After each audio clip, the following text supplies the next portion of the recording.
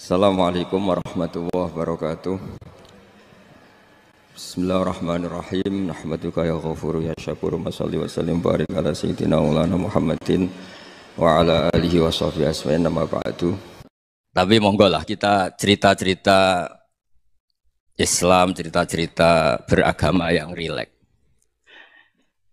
Kita semua tadi seperti yang dikatakan Kadensus pernah disewani Mas Sufyan Sauri, juga beliau pernah ngaji. Sebetulnya dalam banyak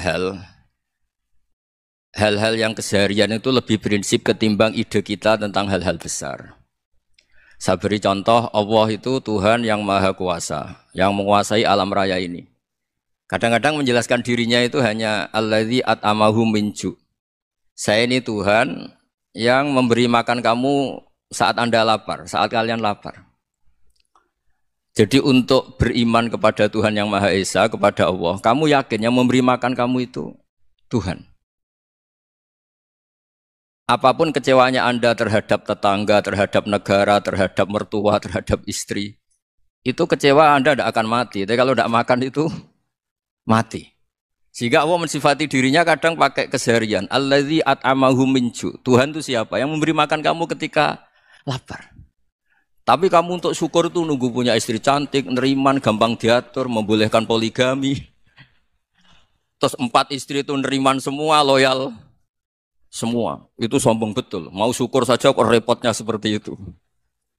Jadi mau syukur ya ada makanan dimakan. Itu. Kalau ngantuk ya tidur. Ayatnya wa min ayatihi manamukum billaili wan nahar. Maksud ayat Allah itu tidur. Nah keangkuhan-keangkuhan ini yang menjadikan kita itu jadi repot hidup itu. Wong untuk syukur kok nunggu tadi. Mertua baik, tetangga baik, istri baik. Apa saja di sekelilingnya harus baik. Nah keinginan berlebihan ini menjadikan kita lupa ada hal-hal yang paling kita butuhkan. Yaitu oksigen. Kita boleh nempat di buminya Allah. Alladzi ja'ala lakumul ardo firasya. Bumi kamu tempati enak. Coba kalau gempa. Apa artinya istri 4 cantik semua kalau pas digoyang apa? Gempa. Apa artinya kamu jabat? Entah apa saja jabatannya. Kalau bumi likuifaksi, habis kamu. Kiai meskipun dai kondang umatnya jutaan, kalau likuifaksi di panggung hancur.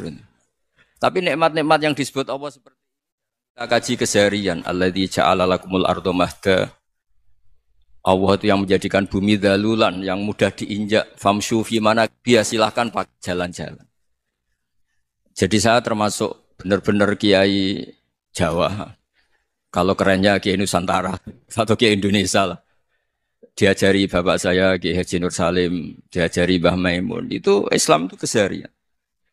Karena ketika Anda memilih hal-hal yang serius, itu tujuan utamanya nyari ridhonya Allah. Dan ridhonya Allah bisa kamu dapatkan sesuatu yang pasti benar. Misalnya dalam sebuah hadis Sahih Muslim disebutkan, Inna Allaha la yardha 'anil 'abdi idza akalal akla fayahmadahu 'alaiha. Aw yashraba syarba fayahmadahu 'alaiha. Itu redaksinya inna itu sesungguhnya. Layardo juga pakai lam taukid, juga maknanya sesungguhnya. Sungguh-sungguh Allah sangat ridho ketika seorang hamba itu makan. Makan ketika sesuap nasi dia muji Allah, ketika minum seteguk nasi dia muji Allah. Itu kalau orang diridhoni Allah itu wali betul. Itu untuk jadi wali itu gampang, kamu makan ridho. Kamu nginjak buminya Allah ridho seneng. Kamu hidup keseharian aman seneng. Nah ini supaya sampean kita semua lah. Kita semua ngaji betapa panduan Rasulullah untuk menggapai ridho Allah itu banyak yang keseharian sekali. Saking kesehariannya banyak dalam hadis dan itu sahih. Nabi menyebut hal-hal yang keseharian. Hatta ma tas'alu fi fimra'atika. Kamu punya uang kemudian istri kamu bisa makan itu ibadah. Bahkan sebagian ibadah itu dicontohkan Nabi yang akhirnya diprotes sahabat. Yaitu wafi buti ahadikum sedekah. Kamu menggauli istri kamu itu ya sedekah. Sampai sahabat bilang yang benar ya Rasulullah. Ayati ahaduna syahwatahu wa huwa lahu ajrun. Masa urusan biologis, urusan syahwat kemudian dia dapat pahala. Nabi menjawab, alaysa lawadu'aha fi haramin akana alaihi wisrun. Bagaimana kalau dia meletakkan ke yang tidak benar itu kan dosa. Nah, hal-hal seperti ini yang saya ingin teman-teman semua lah, semua. Saya juga agak ingin ngaji demi Anda juga agak ingin. Itu dosa sekali ngaji kok pesanan kelompok tertentu itu enggak boleh. Islam itu untuk semua. Jadi Ya cuma karena di depan saya jenengan ya seakan-akan jenengan korbannya. Itu ada ilmunya dalam usul fikih itu. Jadi orang itu harus ngaji usul fikih. Nama yang disebut, mungkin Mas Sufyan masih ingat zaman ngaji usul fikih. Nama yang disebut itu tidak jaminan sebagai prioritas perintah. Jadi misalnya gini, kebetulan yang di depan Nabi itu Abu Dzar. Nabi ya bilang, ya Abu Dzarin ini uhibbuka misalnya, atau ya Mu'ad ini uhibbuka, atau ya Abu Hurairah ini uhibbuka misalnya. Banyaklah riwayat yang Nabi nyebut ya Abu Dzarin, ya Mu'ad, ya Abu Hurairah. Kemudian misalnya Nabi meneruskan khitab, ini uhibbuka, saya mencintai kamu, fakul dubur sholatin, atau sebagian riwayat disebut fala tada'anna dubura kulli sholatin, Allahumma inni ala dzikrika wa syukrika wa husni ibadatik. Saya mencintai kamu, siapa saja. Mu'ad bisa, Abu Dzar bisa siapa. Saya mencintai kamu, mohon kalau habis sholat kamu jangan lupa wiridan Allahumma a'inni ala dzikrika wa syukrika wa husni ibadatik. Ya Allah, tolong kami permudah supaya mudah ingat engkau. Anda tidak bisa mentang-mentang, wong nama saya Parmin, nama saya Purnomo, itu yang diperintahkan Mu'ad misalnya. Jadi yang disebut satu, tapi khitab itu untuk siapa saja. Saya teruskan ya. Jadi saya mohon semua kita melakukan kebaikan itu kalau dalam kaidah fikih disebut al yakin la yuzalu bisyak. Banyak kebaikan yang kebenarannya itu 100%. Tidak punya efek samping ke pihak lain, ke kelompok lain, ke komunitas lain. Itu tadi misalnya Anda makan dan itu murah sekali, hanya butuh satu piring. Setiap punyaan kamu muji Allah, setiap minum kamu muji Allah. Itu redaksinya Rasulullah SAW disebut Allah sangat ridho ketika seorang hamba makan, kemudian dia memuji Allah. Atau minum, kemudian dia muji Allah. Logikanya gampang, negara seperti ini yang kamu harapkan bentuknya kayak apa, mertua, ipar, komunitas, tetangga. Itu nyata terjadi itu kan belum pasti. Sementara yang mesti terjadi adalah kamu butuh makan, kalau tidak mati. Butuh minum, kalau tidak mati. Butuh bumi yang nyaman ditempati, kalau tidak kita juga mati. Sebab itu Allah kalau menyebut nikmatnya itu hal-hal yang keseharian. Alladzi at'amahum min ju'. Allah itu siapa? Allah itu yang menciptakan kamu bisa makan. Tidak berlebihan, Allah itu yang menciptakan kondisi sosial itu ideal. Zaman Nabi itu ya ada orang munafik. Orang-orang pilihan Allah itu juga diuji orang sekelilingnya yang macam-macam. Semua diuji sesuai konteks zaman dan waktu. Nah, tapi ada ibadah-ibadah yang selalu disarankan Nabi. Sampai Nabi itu pernah ditanya, Ayul Islam ya khairun ya Rasulullah, Islam terbaik itu gimana? Jawaban Nabi itu unik. It'amu to'am. Islam terbaik itu ya makan-makan, santai-santai. Ketika Allah menyebut beberapa kebaikan, falak tahamal aqobah wa ma adrokan apa? Mal aqobah. Terusannya apa? Fakku rokobah. Terusannya apa? Au it'amun fi yaumin di masubah. Ya atau acara makan-makan itu juga Islam. Kenapa? Ya bayangkan kalau tidak ada makanan, kita mati kan? Kondisi sosial tidak ideal itu Anda masih gak apa-apa. Tapi kalau Anda tidak makan, Anda tidak minum, kamu punya istri cerewet masih bisa hidup, punya mertua cerewet masih bisa hidup. Tapi kalau tidak makan bisa mati. Berarti penting mana istri sama makan? Penting mana? Makan. Semoga istri Anda dengar, nanti kamu disuruh makan tapi pulang deh. Itu kalau dibahasakan makan masih memahami. Penting mana nasi satu piring dengan istri. Enggak ada nasi mati, enggak ada istri belum mati. Penting mana? Enggak berani jawab kan? Nah, ternyata Anda ada garang kan di depan istri. Jadi saya mohonlah, mungkin Mas Sufyan Sauri tadi yang bisa bantulah. Teman-teman tuh ngaji yang keseharian saja. Karena kita nyari ridho Allah itu berdasar firman Allah. Dan firman Allah itu menyebut keseharian tuh riang, gampang. Itu tadi misalnya wa min ayatihi manamukum billaili wan nahar. Termasuk ayat-ayat Allah itu kamu tidur. Maka dulu itu ada guyonan, ada tokoh Mu'tazilah, kelompok dalam Islam yang berpikir manusia itu bisa menentukan ikhtiarnya sendiri. Karena saya bisa duduk, ingin berdiri, berdiri. Karena kelompok ini nggak terima kalau semua kehendak Allah, nanti bagaimana kalau semua kehendak Allah kok ada hisab, ya ada sanksi. Lucunya itu, dia akhirnya, ini cerita ya, mencintai seorang perempuan, cantik sekali. Dan itu dia menjadi ahli sunnah itu oleh hal-hal yang sepele. Karena istrinya cantik, Ya namanya suami istri itu hubungan intim. Terus ditanya, Mas, masih ingin lagi? Masih. Silahkan diulang lagi. Wah ya tidak bisa. Katanya manusia bisa menentukan yang diinginkan. Itu tobat itu. Itu nggak bisa ditobatkan Mas Sufyan Ats-Tsauri. Orang cantik yang mudah nobatkan orang itu orang cantik. Segampang itu. Akhirnya kita tahu. Makanya kalau dalam kitab Hikam itu disebut al-akil mayakul madza yaf'alu wa hubi wal ghafil mayakul madza af'al. Orang yang punya akal karena sadar ini wilayah Allah, semua milik Tuhan. Itu dia tiap hari berpikir, besok Allah akan melakukan apa terhadap dunia ini. Kamu merencanakan suatu mau plesir ternyata gempa. Mau wisata ke Rusia ternyata perang. Kamu tidak pernah tahu apa yang akan terjadi besok. Wa ma tadri nafsum madza taksibu ghada. Tapi Anda semua kita ini sering punya jadwal permanen. Makanya saya kalau diundang siapa saja, sana takdir. Yang jelas Gus ini acara penting. Ya masih acara penting nak pangeran ngersakno piye. Kok ape dadi pangeran, kamu kok mau jadi Tuhan. Itu kadang ya kiai gitu.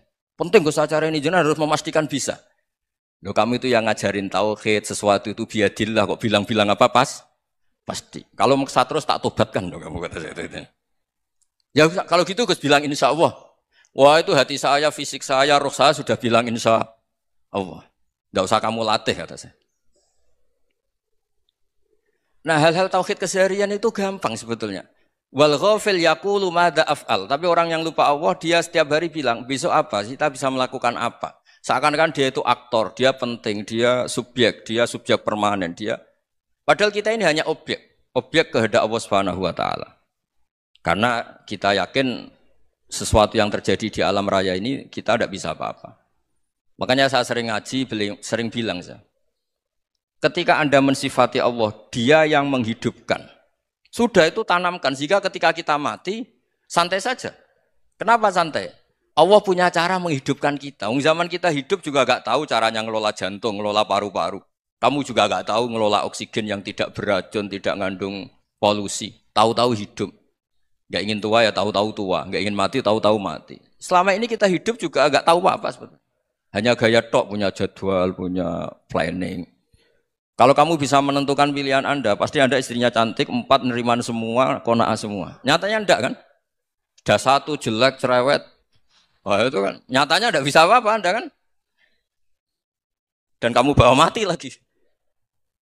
Itu kan, istri Anda juga gitu, punya keinginan, punya suami yang ganteng, yang jabat, yang neriman, yang enggak poligami. Ya enggak kesampaian juga. Kalau kita ngitung tingkat kegagalan kita itu gagal terus. Ya kan? Nah, terus ingat Allah. Madza yaf'alu wa bi. Orang yang punya akal selalu berpikir Allah itu menghendaki apa terhadap saya. Lalu sama-sama orang itu. Ngelihat orang yang serius. Itu kata Anda itu pemikir berat, serius. Senang punya tokoh yang merengut karena kamu anggap serius. Tapi sebagian orang anggap orang yang serius itu wong merengut, wong masam, wong muka kok ditekuk. Jadi sama itu hati ya muqallibal qulub tsabbit qalbi ala dini karena kita enggak tahu cara berpikir kita tentang orang lain, tentang sekeliling kita. Misalnya kita orang baik yang jenis ngrumat fakir miskin. Ada orang bangun masjid mewah itu janggal. Apa artinya masjid mewah kalau banyak orang kelaparan? Tapi kalau yang jenis pendidikan apa artinya masjid mewah kalau enggak bisa ngaji? Nanti yang jenis infrastruktur apa artinya ini kalau semuanya punya sudut pandang yang berbeda-beda. Dan Islam mengapresiasi semua kebaikan. Tapi katakan semua kebaikan itu adalah kehendak Allah Subhanahu wa taala. Karena apapun baik Anda itu pakai fasilitas yang diberikan oleh Allah Subhanahu wa taala. Sehingga ini yang disebut qulillah tsumadarhum fi khawdihim yal'abun. Ya kembali tadi ke tema-tema bahwa keseharian Anda ini sudah Islami. Saat Anda tidak bisa melakukan apa saja. Saya sering ada jenazah, biasanya kalau tetangga meninggal saya sering disuruh ngelepas. Saya bilang orang ini baik karena sering ngelamun di rumah, sering nganggur di rumah. Ditanya sama anaknya, kenapa Gus nganggur baik? Ya kalau dia nganggur artinya juga enggak berbuat sesuatu yang maksiat kan? Ya kan? Orang nganggur di rumahnya ya enggak bunuh orang, enggak maling, enggak korupsi, ya namanya nganggur di rumah. Lah cuma istri cara pandang nganggur enggak menghasilkan uang gitu. Tapi juga enggak menghasilkan kriminal kan? Jadi sebenarnya Islam itu makanya kalau sampai ngaji usul fikih itu ada kitab usul fikih namanya Lubul Usul itu terkenal sekali di pesantren itu. Itu kalau ngapresiasi keseharian itu luar biasa. Isma min mubakhin illa wa yatahaqqaqu bihi tarku haramimma. Karena keseharian yang mubah saat Anda lakukan itu ada kehebatan yang luar biasa, yaitu meninggalkan haram. Makanya dulu banyak orang-orang alim ketemu temannya itu guyon sampai semalaman. Itu biasanya yang semangat Islam, itu kiai kok tidak tahajud, kiai kok tidak witir. Orang yang sedang mapan uangnya banyak, malam itu tidak kelayaban itu sudah luar biasa. Melawan nafsu supaya tidak maksiat itu sudah luar biasa, supaya lupa guyon sama temannya semalaman sampai subuh. Gejolak-gejolokan ngenang zaman miskin, zaman kuliah nggak jelas, zaman apa. Melihatnya jangan tarkut tahajud. Seperti ini meninggalkan tahajud, tapi meninggalkannya ini talkul muharramat. Jadi kayak apa hebatnya? Sehingga Imam Ghazali punya riwayat yang agak unik. Hatta takuna ibadatu akhiri hadil ummah iku an-naum. Sehingga suatu saat ibadah terbaik umat ini itu tidur. Itu kan riwayat kontroversi. Ketika Imam Ghazali ditanya, kenapa iya? Kenapa kamu mulai keluar dari rumah itu sudah banyak maksiat? Melihat perempuan yang enggak mahram, melihat fenomena. Tapi kalau kamu tidur itu enggak melihat apa-apa. Tapi juga kamu jangan menganggap tidur itu ibadah betul. Saatnya melakukan fardhu ain malah masih tidur. Tapi itu sudut pandang yang menjadikan kita Islam itu gampang. Jadi saat Anda tidak bisa aktivitas apa-apa, misalnya ada beberapa orang yang lumpuh. Lumpuh itu memang nggak bisa Jumatan, nggak bisa ibadah, tapi dia juga nggak bisa maksiat. Tidur itu memang Anda saat itu tidak bisa tahajud, tidak bisa witir, tapi saat itu ada zina, ada maling, tidak gosipkan orang, tidak bully orang, tidak menanamkan kebencian, tidak hasud. Sehingga tidur menurut Allah Ta'ala wa min ayatihi manamukum billaili apa? Wan-nahar. Karena di tidur itu selain ada unsur istirahat, jaga kestamina, juga ada unsur meninggalkan beberapa keburukan. Nah saya mohon ibadah yang keseharian ini kita jaga. Supaya kita semua baca ayat itu fasih. Fasih itu tertanam di hati. Allah itu siapa? Alladzi at'amahum min ju'i wa amanahum min khauf. Dan Allah kalau cerita di Quran itu anna sababnal ma'a sabba tsumma syaqqaqnal ardha wa syaqqa fa ambatna fiha habba wa inaba wa qadba wa zaituna wa nakhla wa hada'iqa hulba. Kamu tahu saya ini siapa kata Allah? Saya ini adalah Tuhan yang menurunkan air, kemudian ada tanaman banyak. Habba wa inaba wa qadba, ada zaitun, ada tin, kalau orang Jawa mungkin ada tela, ada padi, ada mangga, ada pisang. Sudah. Wa inaba wa zaituna wa nakhla wa hada'iqa hulba, ada perkebunan yang lebat. Tujuannya apa? Mata Allahkum, silahkan kamu pakai, kamu nikmati. Tapi karena kadang kita ini punya ide-ide besar. Tadi untuk syukur saja nunggu punya istri riman, rumah baik, tetangga baik, komunitas baik, semuanya baik baru syukur. Lama-lama nanti ada di surga, syukurnya nunggu surga paling kelas A. Itu sudah ada yang menghuni Rasulullah, kamu nggak boleh di situ. Masa untuk syukur saja? Repotnya Masya Allah. Jadi mohonlah Quran yang kalau Anda hafalkan juz amma itu kan ada ayat-ayat yang kayak tadi. Ya, fal yang dzuril insanu ila ta'ami. Coba lihat apa yang kamu makan ya? Dari mana? Dan untuk mempertahankan hidup kamu keseharian. Jadi jangan kira ibadah itu harus membentuk komunitas yang versi Anda. Ibadah itu harus yang hal yang mulu-mulu. Kesehariannya Anda alami. Loh ini saya tidak bikin-bikin. Saya ngaji bukan karena berdasar pesanan. Itu ayat yang saya bacakan betul ada ayatnya kan. Fal yang dzuril insanu ila ta'ami. Anna sababnal ma'a sabba tsumma syaqqaqnal arda syaqqa fa ambasna fiha habba wa inaba wa qadba wa zaituna wa nakhla wa hada'iqa khulba. Terusannya apa? Mata lakum, silakan kamu nikmati. Mata itu silakan kamu nikmati. Ya kayak sampean dikasih hidangan ya makan. Ya sudah makan. Habis makan ya minum. Habis itu ngantuk ya tidur. Ya sudah normal-normal saja. Kayak apa indahnya Islam. Tapi Anda mencari Islam yang gimana lagi?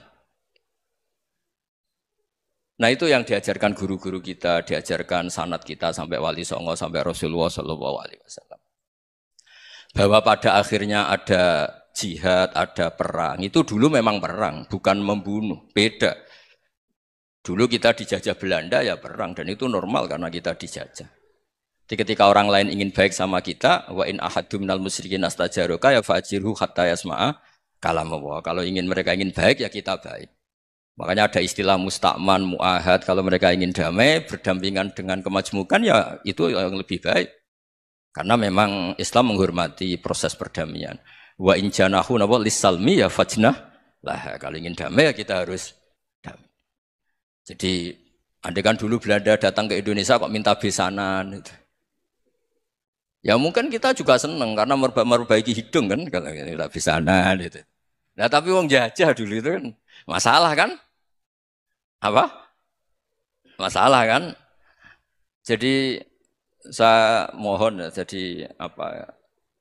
Saya tadi minta sama Bapak Kadensus kemarin juga pernah main ke saya. Jangan sering ketemu saya ini sudah uzlah, saya ini sudah mau daftar jadi resi. Saya itu kemarin di muktamar juga agak datang, acara di Jogja juga sudah. Karena memang keluarga saya dulu itu bahasa ya, bapaknya bapak saya itu enggak keluar rumah itu puluhan tahun. Memang punya adat uzlah. Ya makanya ngaji aja yang gampang-gampang aja, yang enggak orderan, enggak pesenan ngaji aja dulu yang gampang. Saya ikhlas, yakin betul saya ikhlas. Ikhlas itu menurut saya itu roh. Orang enggak ikhlas menurut saya itu orang aneh. Ikhlas itu gampang, sudah saya bilang. Kalau kamu yakin ilmu itu milik Allah, ngasihkan juga ikhlas itu milik Allah. Apa sih yang kamu punyai sehingga kamu tidak ikhlas? Uang milik Allah, energi kita milik Allah, bumi milik Allah. Kemudian kamu merasa memiliki. Merasa memiliki itu kalau dalam ilmu tasawuf sudah kesalahan kan. Bagaimana Anda punya? Coba tahu-tahu tanah itu kok milik Anda. Karena saya beli, Gus. Ya beli dari orang, dari Zaid. Padahal yang asli punya itu Allah. Apa benar kamu pernah beli sama Allah? Zaid ini pemilik nisbi, pemilik yang enggak sebenarnya kan. Ya enggak? Yang benar-benar pemilik itu Allah. Kok kamu ngerasa itu bumi kamu itu atas nama apa? Coba. Milik kan harus beli atau dikasih. Enggak semua kan? Nah, makanya terus famshu fi manakibiha dan Allah menyebutnya sudah saya ini yang menciptakan bumi waladzi ja'ala lakumul arda dalulan dan Allah menyebutnya sederhana famshu fi manakibiha silakan jalan-jalan terusannya apa wa kulu mirizki silakan makan-makan jadi Islam itu ya makanya kiai-kiai itu ada acara makan sampai ada guyonan fi kulli makanin makan di setiap tempat ya makan nggih ngoten guys pokoknya sing gampang-gampang mawon nggih nggih Mas Sufyan nggih sing gampang-gampang mawon nggih. Assalamualaikum warahmatullahi wabarakatuh.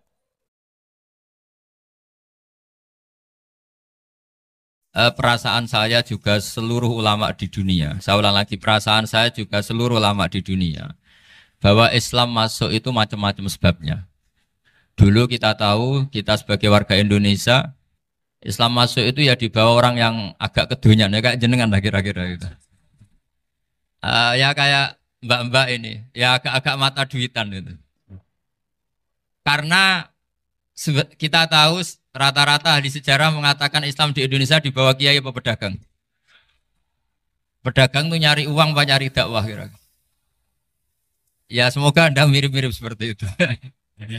Ya jadi nyari uang karena ada nurani Islam sehingga tetap saja membawa Islam. Saya tidak tahu Islam Anda ala apa, tidak tahu pokoknya mau ngaji ya berarti Islam ala ahli sunnah apa? Wal jamaah. Jadi ini penting saya utarakan bahwa Islam itu agama yang mudah difahami. Sehingga dibawa pedagang saja ya kasil. Gitu. Dibawa orang yang kedonyan gak jenengan juga kasil. Gitu. Dibawa orang baik ya kasil, dibawa orang broken juga kasil. Ini penting saya utarakan karena saya ngaji di mana-mana bilang ciri utama kebenaran absolut adalah kebenaran yang bahkan orang nggak benar saja bisa bawa. Tapi bukan berarti saya dukung Anda tidak benar, kan sudah tidak benar dulu sebelum kenal saya. Tapi nggak apa-apa, nggak benarnya umat Islam insya Allah dimaafkan sama Allah Subhanahu wa Ta'ala. Ya asal tobat maksudnya. Nggak, ini saya beri satu konstruksi pikiran yang saya sering utarakan di ngaji saya.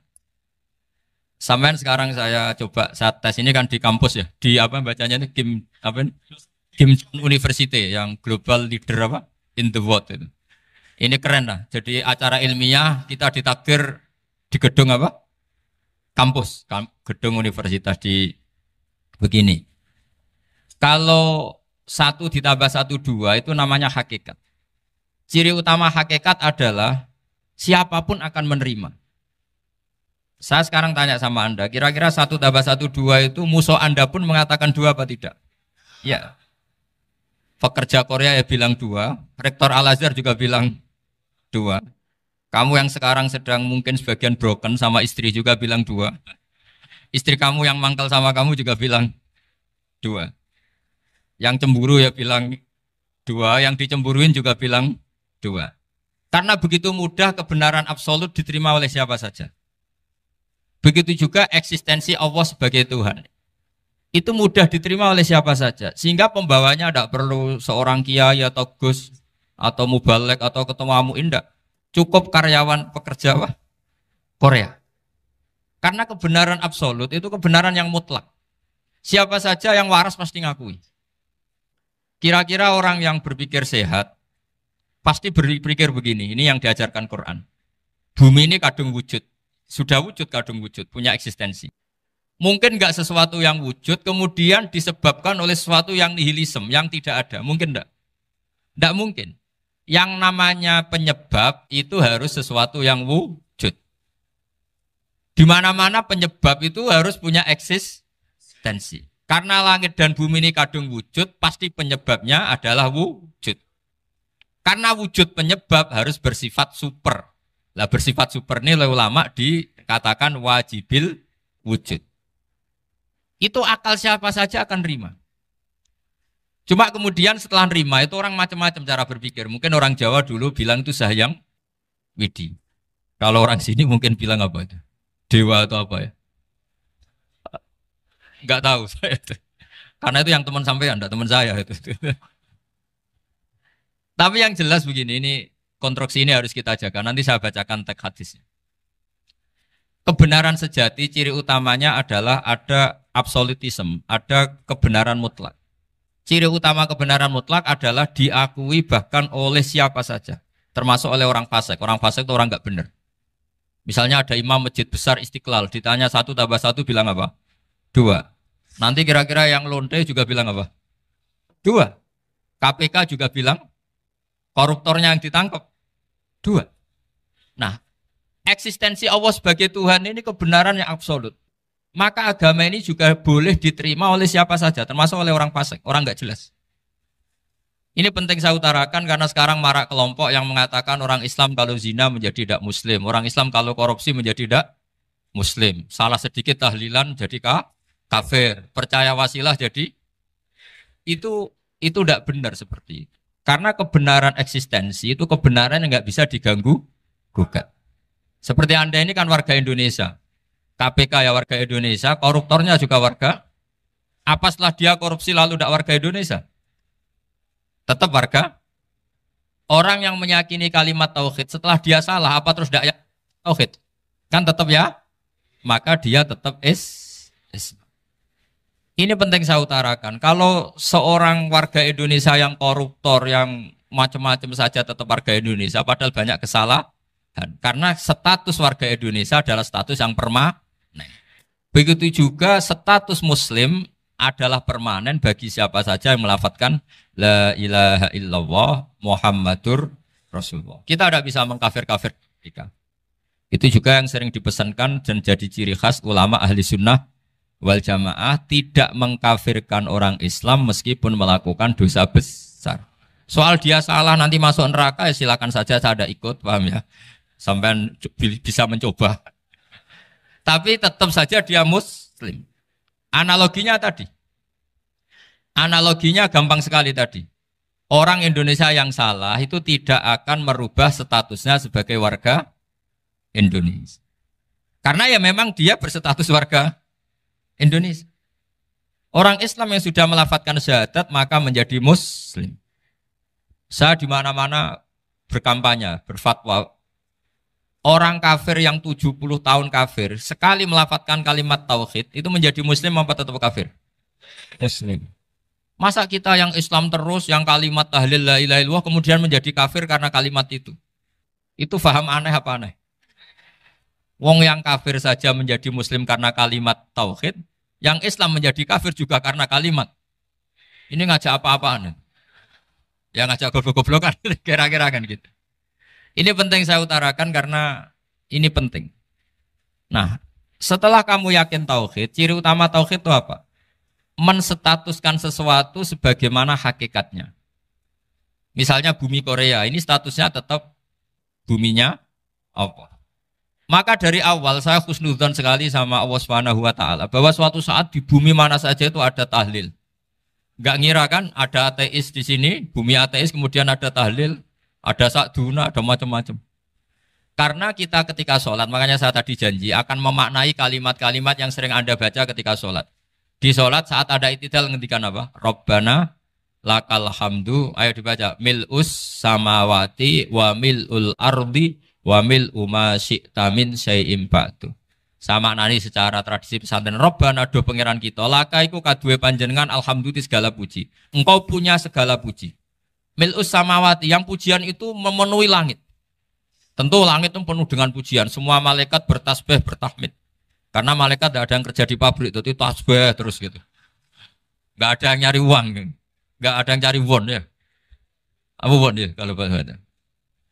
Kalau di sini nggak kiainya aja nyari uang. Terusannya apa? Wamilul ardi, dan pujian itu memenuhi bumi. Korea termasuk bumi Allah apa enggak? Jadi saya sudah menduga suatu saat Korea itu ya penuh dengan pujian. Dan ini betul. Siapa yang ngira kalau di bumi Korea ada yang hafal lagu Sakduna itu? Itu lagu kesayangan guru kita semua, Kiai Haji Maimun Zubair. Gak ada yang ngira. Siapa yang ngira kalau di sini ada ngaji seperti ini? Di Rusia juga sama. Uni Soviet itu negara ateis. Tapi lama-lama pecah karena glasnost itu dan perestroika itu. Kemudian menjadi pecahan-pecahan negara muslim. Ada Uzbekistan, Tajikistan, Ceknya, semuanya menjadi negara apa? Muslim. Karena dari awal lakal hamdu mil'us samawati wa mil'ul ardi. Dan pujian itu pasti memenuhi langit, juga memenuhi bumi. Kalau Anda baca itu di Indonesia, mungkin wajar. Di Indonesia banyak acara-acara seperti ini. Tapi kalau di Korea, ternyata benar.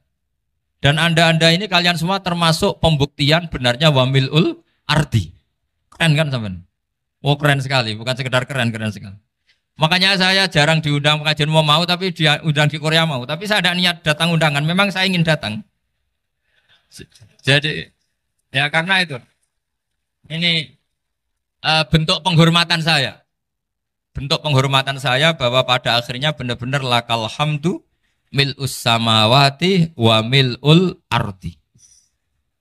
Jadi Anda tidak perlu pesimis, dulu Indonesia juga seperti itu. Banyak Buddha, Hindu, macam-macam ateisme. Kemudian berkatnya para ulama sekarang jadi negara yang mayoritas Muslim. Korea, barokahnya orang-orang kedonyan seperti ini banyak Islam itu. Gak apa-apa. Karena sebagian agama Islam, sebagian sejarah ditulis di bawah pedagang-pedagang Gujarat. Kira-kira orang Gujarat ke Indonesia dulu yang namanya pedagang cari apa? Uang. Tapi namanya orang Islam hatinya tetap adanya tauhid. Nyari uang ya tetap sambil dakwah. Kalau yang ke Korea langsung kiai mungkin tidak seramai ini Islam. Karena kalau kiai datang langsung dicurigai jadi misionaris. Jadi ribet malah. Tapi kalau sampean nggak ada yang curiga. Namanya pekerja, pekerja saja nyari uang. Dan itu memang fakta. Cuma kadang ya sadar terus ya bagus lah seperti itu. Nggak apa-apa. Maksud saya ini saya memberi support, memberi tasjek bahwa Allah itu luar biasa. Jadi kalau ingin menyebarkan agamanya macam-macam. Kadang kiai tidak bisa mengislamkan orang, itu anak-anak mahasiswa pacaran, itu banyak yang pacarnya itu masuk Islam. Tapi sampean jangan bilang pacaran halal, ya tidak pernah halal. Tapi Allah kalau menghendaki memberi hidayah itu jalannya macam-macam. Ada yang lewat kerja, coba yang bayangkan ada tahlilan di Korea itu semua kiai tidak pernah bayangkan. Tapi setelah banyak pekerja di sini, kemudian mereka insaf atau sedang insaf, tidak tahu ini. Sampai kapan insafnya juga tidak tahu. Tapi yang jelas ini hebat. Ini apa? Hebat. Tahu-tahu ya seperti ini. Makanya iman saja Rabbana lakal hamdu mil'us samawati wa mil'ul ardi. Masih ditambahi wa mil'u ma syi'ta min syai'im ba'du. Karena Allah itu zat yang tidak terperikan, zat yang tidak terbatasi. Maka pujian di langit dan bumi ini masih kurang. Masih ada apa saja yang nanti akan dipenuhi oleh pujian kepada Allah Subhanahu wa ta'ala. Wa mil'u ma syi'ta min syai'im ba'du. Dan pujian kepada Engkau ya Allah akan memenuhi semua ruangan yang Engkau kehendaki. Mungkin suatu saat negara-negara yang sekarang yang paling minim Islam itu di Amerika Selatan. Kayak di Argentina dan sebagainya. Itu nanti suatu saat nanti suatu saat juga penuh dengan pujian karena tetap Rabbana lakal hamdu mil'us samawati wa mil'ul ardi wa mil'u ma syi'ta min syai'in ba'd. Saya di Jogja setiap akhir ngaji saya ajarin wiridan. Mungkin wiridan ini tidak asing bagi jenengan karena sering saya baca subhanallah wa bihamdihi adada khalqihi wa ridha nafsihi wa zinata arsyihi wa midada kalimat. Bahwa kita memuji Allah itu adada khalqi sesuai jumlah makhluk Allah. Semua makhluk Allah meskipun kelihatannya mengecewakan, ini semuanya memuji sama Allah Subhanahu wa taala. Meskipun kadang kita kecewa, kadang kita tidak cocok. Coba barokahnya Anda ini agak-agak kecewa gitu dengan Indonesia karena nggak menyediakan lapangan kerja untuk Anda. Tapi ya nggak kecewa-kecewa amat ya, agak-agak saja. Karena Anda tetap semua mencintai Indonesia. Gara-gara agak-agak kecewa cari negara lain. Akhirnya di Korea, ada yang di Jerman, ada di Inggris. Tapi bawaan pernah ngaji di musola, Islam ini ke bawah. Sehingga karena Islam ini ke bawah, tahu-tahu ada komunitas yang memikirkan Islam. Umumnya orang mikir Islam itu ya bikin masjid. Kalau di Korea unik, nyewa apa? Nyewa gedung untuk masjid. Itu kalau diceritakan di Indonesia aneh. Ini masjid sewaan. Masjid. Tapi kalau di sini lazim karena kalau beli mahal ya cukup sewa. Saya tidak tahu kalau dalam terminologi agama tempat Anda sujud ini nanti jadi saksi di akhirat. Itu yang permanen apa yang sewaan tidak tahu. Jadi nanti bumi ini tanya, ya saya ya Allah pernah dipakai sujud, tapi setelah 1 tahun nggak kuat menambah lagi. Makanya saya dukung tadi yang ada gerakan masjid apa. Sebenarnya permanen nggak permanen itu tetap bagus, ada usah memaksakan. Yang jelas saya sudah ikut nyumbang lelang tadi, dan saya berharap uang itu benar-benar untuk masjid. Kalau untuk takmirnya juga nggak apa-apa, yang penting untuk menghidupi masjid. Saya juga termasuk kiai yang nggak suka kalau hukum itu terlalu fanatik. Misalnya uang ini untuk masjid, kemudian imamnya diterlantarkan. Karena alasannya ini untuk masjid. Imam kan tidak masjid. Nah ini kalau imamnya nggak diservis, kemudian mutung terus pulang ke Indonesia. Ini jadi masalah. Tapi saya juga nggak suka kalau ada negara gitu. Betul-betul saya tidak suka. Yang imamnya itu terlalu diservis. Ini buruk sekali kan. Pernah ada anekdot, ini anekdot tapi nyata. Ada negara yang sangat sehat, Islamnya sangat sehat. Itu imamnya 1 bulan tuh digaji 70 juta. Kira-kira 70 juta dibagi 1 hari berapa? 5 sholat ya? 5 kali 30 berapa? Kira-kira saja. 150. Berarti per sholat dapat berapa ya? Kira-kira. Kan biasa potong gaji kalau... berapa kira-kira? Singkat cerita, si kiai dari luar negeri tadi cerita apa Indonesia? Kiainya miskin-miskin, datang ke masjid kan kadang pakai ontel, adzan sendiri, qomat sendiri, sholat sendiri kadang. Itu nasib orang-orang Sragen dan Salatiga sebagian. Itu yang lapor karena mereka itu. Kalau Rembang insya Allah enggak. Tapi ada semuanya Salatiga, sebagian begitu. Itu yang cerita kiainya, bukan ini bukan hoax. Memang kiainya cerita. Nasib kiai di Salatiga Gus katanya. Itu digojlok, tapi tetap sholat. Sehingga cerita orang tadi cerita, imamnya di sana naiknya Mercy, muadzinnya pakai BMW. Itu tetangga sebelah Indonesia banyak yang fasilitas imam seperti itu. Karena gajinya sampai 70 juta. Setelah dia cerita bangga karena negaranya mengapresiasi imam sholat, sama ke Indonesia dia omongin gini, makanya kamu sholat terus, takut potong gaji ya. Gitu. Itu kagetnya bukan main dia. Dikira itu satu sifat kelebihan negaranya, ternyata buruk sekali karena imam sholat karena takut potongan gaji. Akhirnya ke Indonesia bangga, alhamdulillah kita sholat tanpa gaji. Dan tetap sholat. Keren mana yang digaji sama Anda? Ini yang di atas ini banyak calon imam. Tidak keren mana imam yang digaji sama Anda? Keren yang enggak. Tapi kalau pertanyaannya dibalik, keren mana jamaah yang peduli imamnya sama yang enggak peduli? Jadi jawabannya harus tetap seperti itu. Imamnya keren yang ikhlas. Tapi jamaahnya keren yang peduli imamnya. Jelas ini ya fatwa saya ya. Gimana? Imamnya baik yang ikhlas. Tapi jamaahnya baik yang peduli nasibnya. Tapi sekali imam dari awal enggak ikhlas itu harus di PHK. Itu bahaya bagi agama kalau awalnya sudah ada ikhlas. Karena nanti setelah habis subuh terus dihitung. Wong setahu saya sholat terus kok kenapa gajinya tinggal segini? Ya, setahu saya sholat terus kok gajinya tinggal segini. Terus nanti takmirnya bilang, kemarin duhur Pak Yai tidak ngimamin. Kemarin asar tidak ngimamin. Terus dihitung. Bisa enggak agama akan berjalan seperti itu? Enggak kan? Ya makanya pertanyaannya tadi, suka atau punya imam ikhlas? Suka. Tapi imamnya juga suka kalau jamaahnya peduli. Ini penting. Jadi saya mensupport Anda, mensupport kalian semua bahwa agama ini akan diurus oleh Allah Subhanahu wa taala. Makanya Sayyidina Umar radhiyallahu anhu kalau disuruh mikir agama itu tidak mau. Enggak mau betul. Ketika Umar jadi khalifah itu puncak keemasan masa Islam.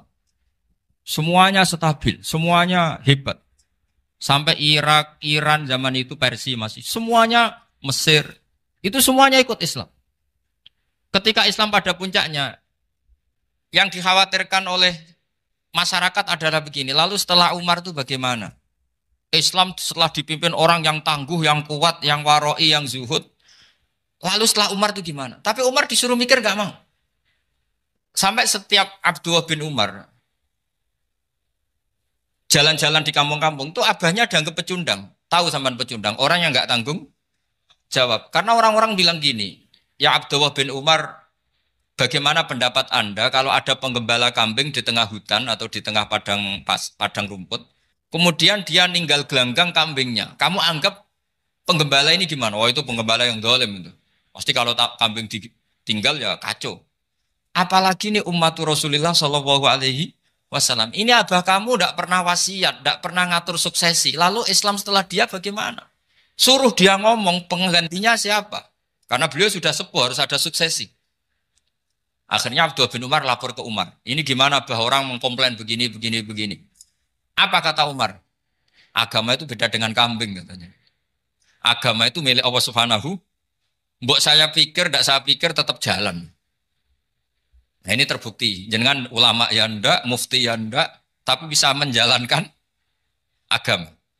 Kalau agama sampean pikir malah rusak. Sudah pokoknya lakukan saja, tidak usah dipikir. Akhirnya betul. Karena agama ini milik Allah. Soal kita serius memikirkannya itu karena khidmah. Karena kita ingin berbakti pada agama. Tapi Anda tidak boleh berpikir kalau agama ini butuh pemikiran Anda. Beda loh ya. Kita khidmah agama serius karena kita ingin mengkhidmai agama. Tapi agama ini tidak pernah butuh kita. Karena agama ini akan diurus oleh Allah Subhanahu. Coba pas sampean kecil, orang jilbaban di Indonesia itu banyak apa banyak sekarang? Banyak sekarang. Kiainya mutu orang dulu apa mutu orang sekarang? Tapi perkembangan Islam itu ramai sekarang apa ramai dulu? Ramai sekarang. Islam menyebar di seluruh dunia itu zaman Wali Songo, zaman sampean keren mana? Keren sekarang. Kualitas solehnya sampean sama Wali Songo? Wali Songo. Ini betul. Karena agama ini diurus oleh Allah Subhanahu wa taala. Maka kata Sayyidina Umar, agama ini innallaha ta'ala yahfadhu dinah. Innallaha ta'ala la yudhi'u khilafatahu waladina. Allah itu tidak akan menyia-nyiakan agamanya. Ini terbukti. Agama ini pernah dipimpin orang terbaik di dunia, yaitu Rasulullah Shallallahu Alaihi Wasallam. Ketika beliau intakola ila rofiqil ala, ketika beliau pindah ke alam sana, diteruskan oleh sahabat yang tentu jauh di bawah Rasulullah. Diteruskan tabi'in, diteruskan para wali songo, diteruskan sayang sampean yang jauh di bawah wali songo. Sejauh-jauhnya. Tapi agama jalan sampai Korea. Agama jalan sampai apa? Dulu wali songo itu hanya sampai Mojokerto, sampai Tulungagung. Di bawah sampean, Kelayaban sampai mana ini? Korea. Coba kalau Allah tidak ngurus, nggak bisa. Yang gerakkan hatinya sampean peduli sama masjid siapa? Allah Subhanahu wa taala. Yang menggerakkan hati sampean peduli sama agama siapa? Tapi yang menggerakkan sampean ke Korea apa? Uang kan?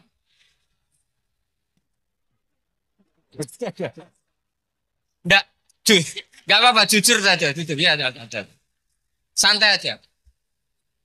Ini bagian dari keramatnya jenengan. Niatnya agak bener tapi dibenerin Allah di sini. Dari awal niatnya kan uang, uang, uang gitu. Tapi setelah di Korea dibenerin Allah. Mbok ingat agama gitu.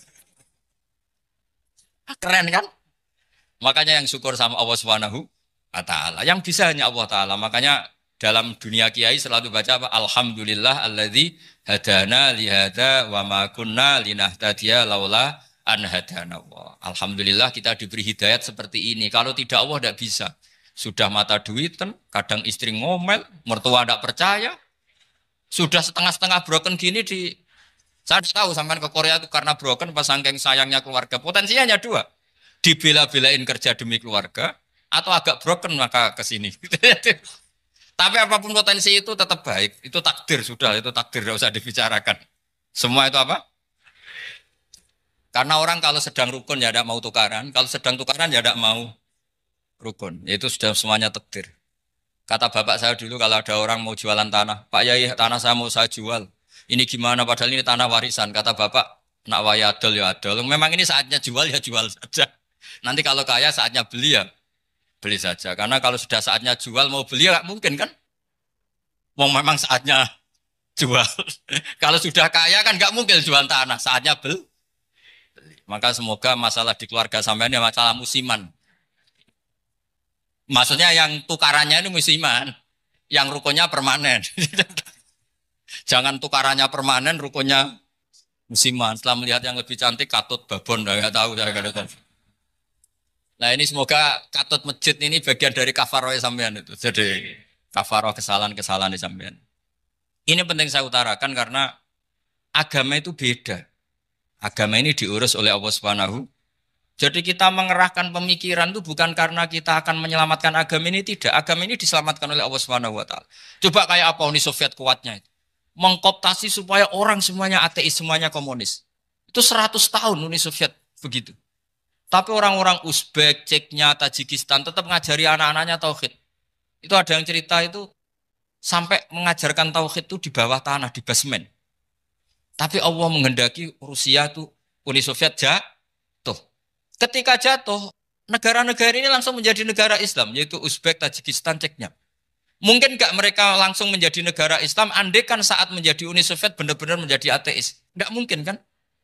Karena saat dikooptasi Uni Soviet, akidah mereka tetap tauhid. Cuma nggak berani muncul. Artinya apa? Uni Soviet nggak bisa menghabisi Islam. Kurang kerennya Uni Soviet zaman itu. Bisa nggak menghabisi Islam? Nggak bisa. Donald Trump dulu termasuk Islamfobia. Tapi setelah dia anti-Islam, malah orang Amerika demo supaya memperhatikan Islam. Nggak bisa. Makanya Korea pun tidak bisa menghabisi Islam. Kalau sampean menghabisi Islam sendiri bisa. Karena terus gak mau sholat, gak mau zakat itu sampai. Tapi sampean toh yang Islamnya habis, Islam tetap baik-baik saja. Makanya ini penting saya utarakan supaya kamu pede bahwa agama ini pernah dibawa orang yang pedagang. Ya soal ada sebagian pendakwah yang ikhlas ya banyak, tapi sejarah yang gampang kita lihat adalah Islam itu dibawa oleh apa? Pedagang Gujarat, pedagang India. Nggak apa-apa, sejarah itu meskipun sebagian menentang nggak apa-apa, tapi sejarah itu tetap ada. Pasti sebagiannya memang seperti itu. Dan itu tidak masalah. Saya ulang lagi, itu tidak masalah.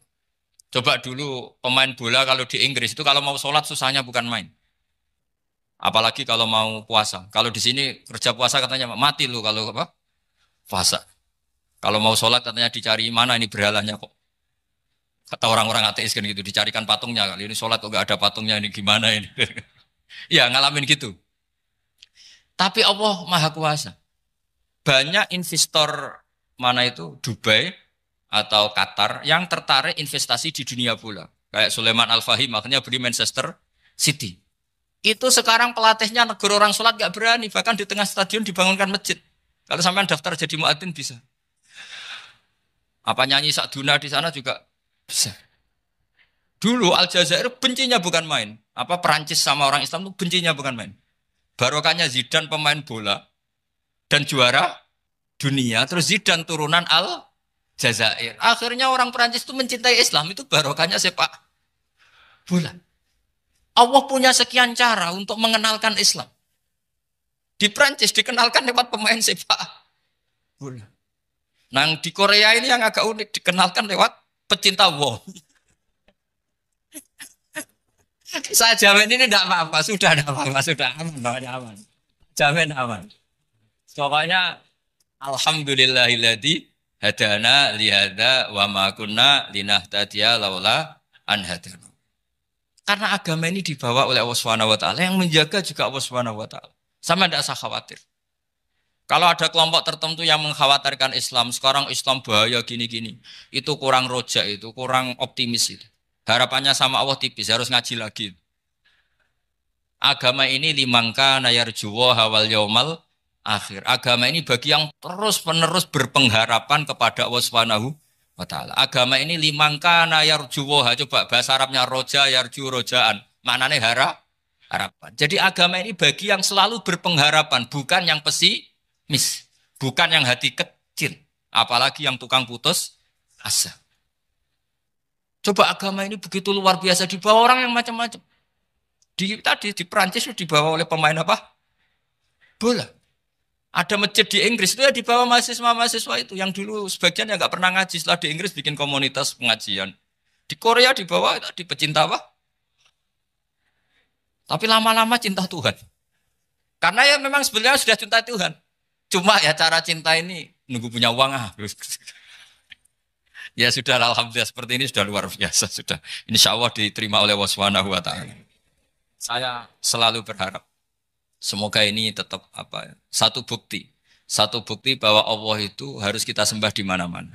Karena tadi Allah akan selalu Rabbana lakal hamdu mil'us samawati wa mil'ul ardi wa mil'u ma syi'ta min syai'in ba'du. Bahwa pujian kepada Allah akan selalu memenuhi langit dan memenuhi bumi. Bumi Korea termasuk buminya Allah. Makanya pegangan yang saya minta sama pengurus untuk di-share adalah Dawi Rasulullah Shallallahu Alaihi Wasallam. Mungkin nanti panitia harus mengeser itu. Ini Musnad Ahmad, riwayat dari Imam Ahmad. Al-Bilad bila dua. Sudah punya? Nanti di-share ya yang gitu.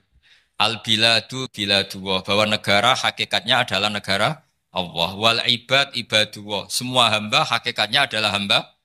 Di hadis itu fahaitsuma asabta khairan fa'akim. Kapan saja kamu menemukan kebaikan di tempat Anda berdomisili, fa'akim, kamu enggak apa-apa di situ. Kamu di sini dapat uang, dapat masjid, dapat sewa masjid. Enggak tahu sewa apa permanen, pokoknya itu bagus gitu aja. Buminya dirayu. Bumi meskipun ini enggak permanen, tapi tetap jadi saksi loh ya. Harus ada kompromi ini. Karena kalau dengar orang Indonesia jadi aneh, masjid kok nyewoi. Tapi aneh di Indonesia, ada aneh di sini, sampean tenang saja.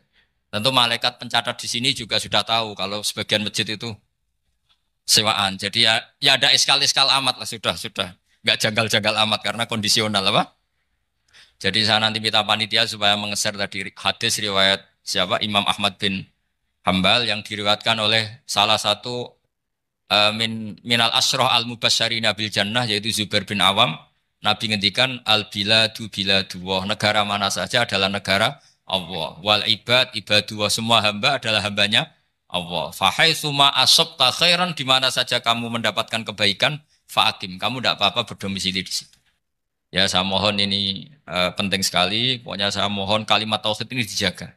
Karena kalimat tauhid ini kata semua ulama kasyajaratin thayyibatin asluha tsabitu wa far'uha fis sama. Dan kalimat tauhid ini pasti tu'ti ukulaha kullahinim bi'izni rabbiha. Kalimat tauhid yang dibawa umat Islam seluruh dunia. Meskipun dia orang fasik, orang enggak benar, tetap tu'ti ukulaha kullahinim bi'izni rabbiha. Kalimat ini akan membawa berkah bagi orang yang dihinggapi atau didomisili umat Islam. Coba sebagian nanti orang Korea menjadi muslim itu karena di sini ada komunitas pekerja muslim, kemudian menyisakan atharul Islam. Jejak-jejak Islam. Enggak apa-apa. Pasti kalimat ini tu'ti ukulaha kullahinim bi'izni rabbiha. Jadi kalimat tauhid adalah kalimat yang kata Allah tu'ti ukulaha kullahinim bi'izni rabbiha. Anda tidak usah khawatir. Bahwa apa yang Anda lakukan apapun kecilnya akan ditulis oleh Allah Subhanahu wa taala. Kata Allah wa naktubu ma qaddamu wa atharahum. Gimana di surat Yasin itu? Inna nahnu nuhyil mauta wa naktubu ma qaddamu wa atharahum. Saya bisa menghidupkan orang mati dan semua amal kalian saya tulis, kata Allah. Wa atharahum, dan jejak-jejak yang pernah kalian lakukan juga ditulis. Tak terangno kowe nek ora paham kok nek mlebu swarga dadi paham. Dadi iki pilihane ku loro. Dadi nek kowe saiki ra paham kok ning swarga paham. Nek saiki paham kesuk ben mlebu neraka dadi ra paham. Dadi mun ra usah direncana mlebu napa? Neraka wae mlebu dhewe ra usah direncanakno mun. Dados ngeten nggih, dados ahli swarga ya kurang penggawean, pancen salat wis ra wajib, wis ra ono pilpres, gak ono apa dadi kurang penggawean. Ahli swarga niku saking kurang penggaweane iku jagungan. Dadi misale kula Mustofa Ruhin jagungan. Piye enak ning swarga? Ya enak. Zaman ning donya piye?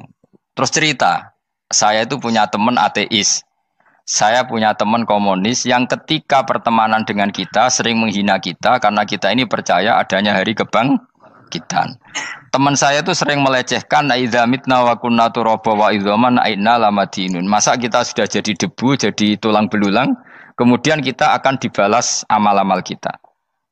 Jadi singkat cerita, ini nunjukno nak wong soleh oleh kancanan wong dolim. Ya ini catatan ya bahwa orang soleh itu zaman ning dunya oleh kancanan wong napa? Dolim. Buktinya yang soleh ini masuk surga. Kemudian kenangannya punya teman ateis. Zaman di dunia punya teman apa?